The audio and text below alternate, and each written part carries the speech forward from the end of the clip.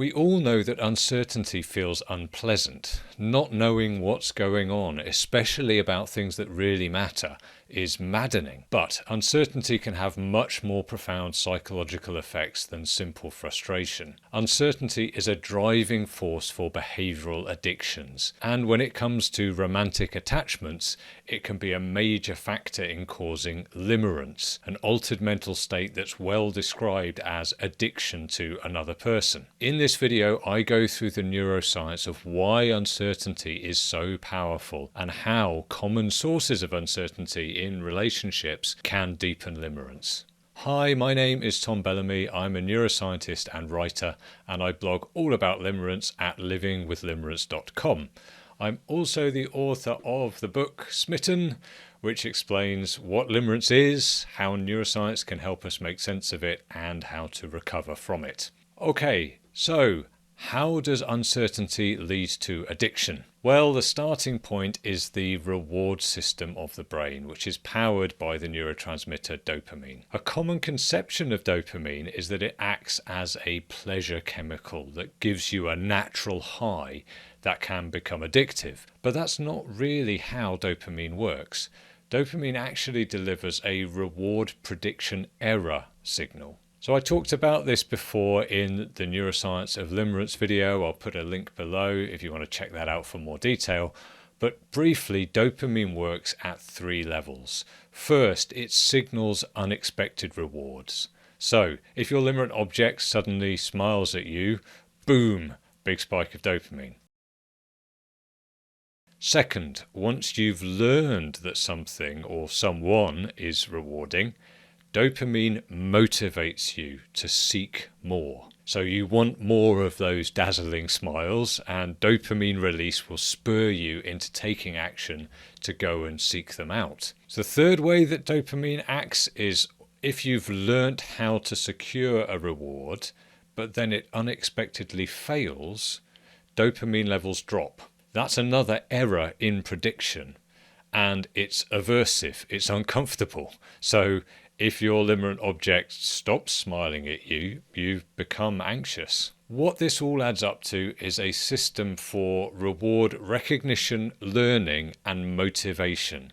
So when the system's working properly, it makes you want your limerent object. It makes you seek them. Now, obviously, seeking a connection to someone that you find romantically attractive is a normal drive. In fact, it's essential, really, or very few of us would be here. But in limerence, that drive can run out of control. The desire to seek your limerent object feels irresistible. Well, what's going on there? Why has that wanting drive become insatiable? Well, the basis for this is how the dopamine drive decreases over time. Most rewards can be satisfied.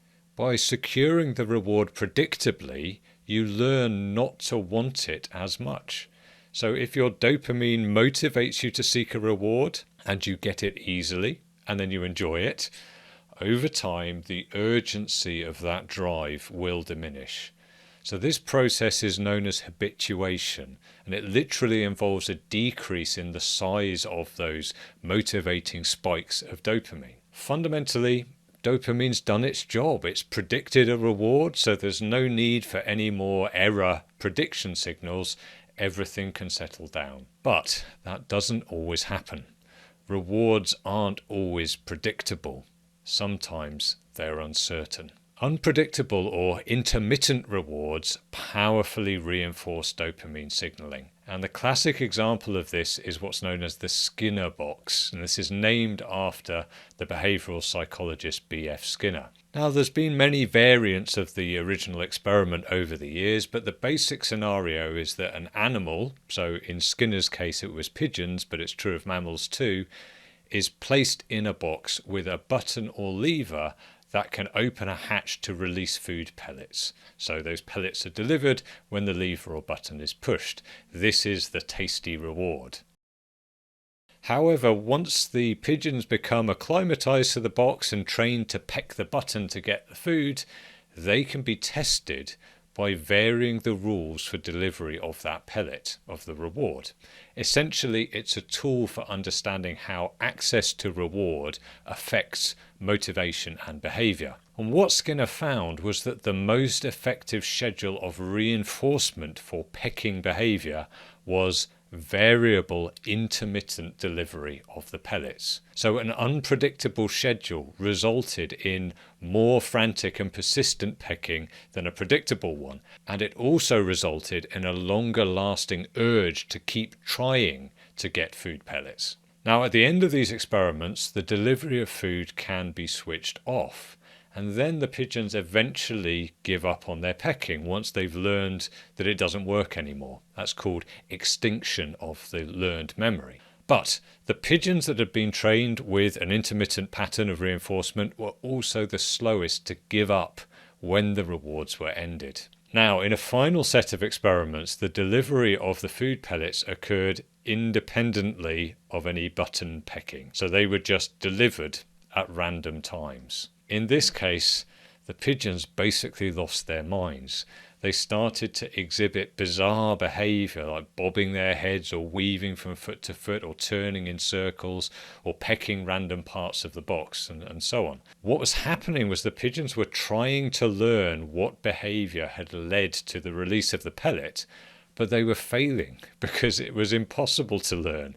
It was an intermittent reward that wasn't linked to anything that the pigeon was doing. In a desperate attempt to find order in that maddeningly random event, the pigeons were sort of futilely trying out any of the various moves and behaviors that they'd been doing before the reward came. So basically, they became superstitious. Now, it's not flattering to think of ourselves behaving like superstitious pigeons in a Skinner box, but we have the same basic mechanisms built into our brains for reward learning.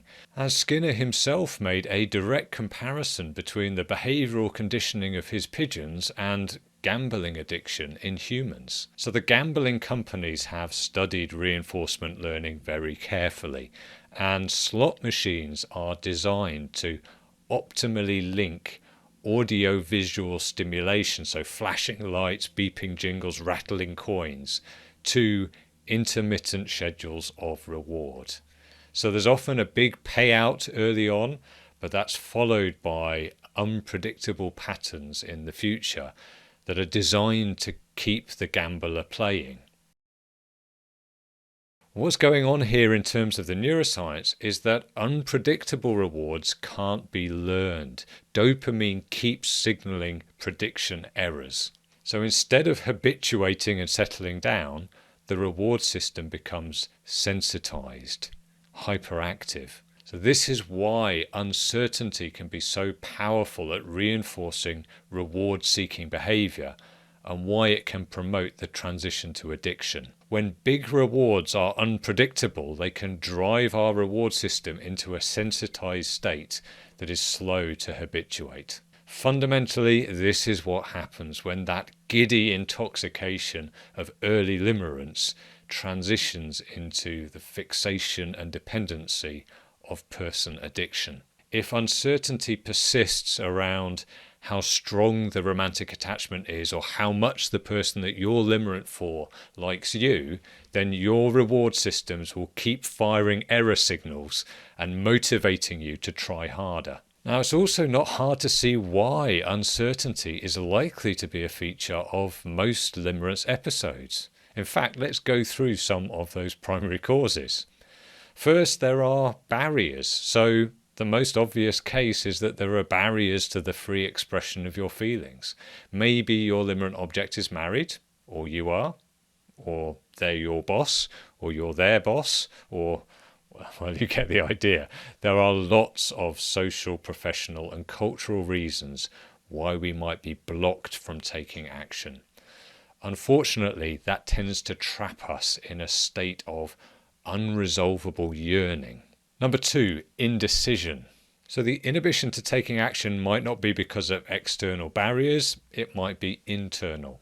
Now, I've talked before about how indecision or excessive caution or shyness, whatever you want to call it, can cause a limerent to trap themselves in a state of emotional tension. So unwilling to disclose their feelings, they end up in a state of limerence limbo, of perpetual uncertainty. Number 3 is mixed messages. So your limerent object might be conflicted themselves.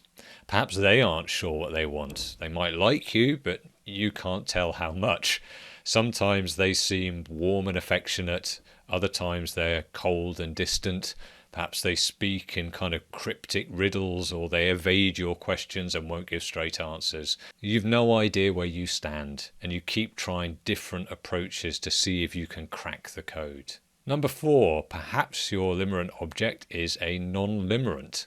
Sometimes the communication problems stem from the mismatched expectations of the two love tribes, the limerents and the non-limerents. So you're hoping to see all the signs of limerence, that besotted, single-minded infatuation that you're experiencing, reflected back to you. But they can't reciprocate with mutual limerence because they just don't feel it. So the non-limerent innocently generates uncertainty by not behaving like a limerent, by being unable to return the limerent's obsessive need for mutuality. Number 5 is manipulation. Finally, a worst case scenario is that your limerent object is using uncertainty deliberately to manipulate your emotions.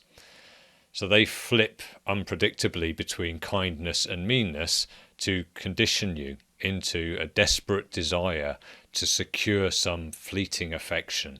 It makes you try harder. Eventually, limerents who get caught by a manipulative limerent object like this can end up like the insane pigeons in Skinner's experiment. They're desperately but hopelessly trying to figure out how their behaviour can lead to reward rather than punishment. Okay, so that's a grim note to end on, but there is cause for hope. So there are 2 decisive actions that you can take when it comes to uncertainty. First, you can eliminate all the sources of uncertainty that you have control over. So work on being decisive, either to declare yourself if you're single and free to act, or to acknowledge that a relationship just cannot happen and so you need to cut contact. Second, you can become reconciled to the fact that you can't control everything. Uncertainty is a fact of life. Really, a big step forwards in mastering limerence is coming to terms with uncertainty, embracing it even. Philosophically inclined people have recognized the value of this idea for centuries, of course.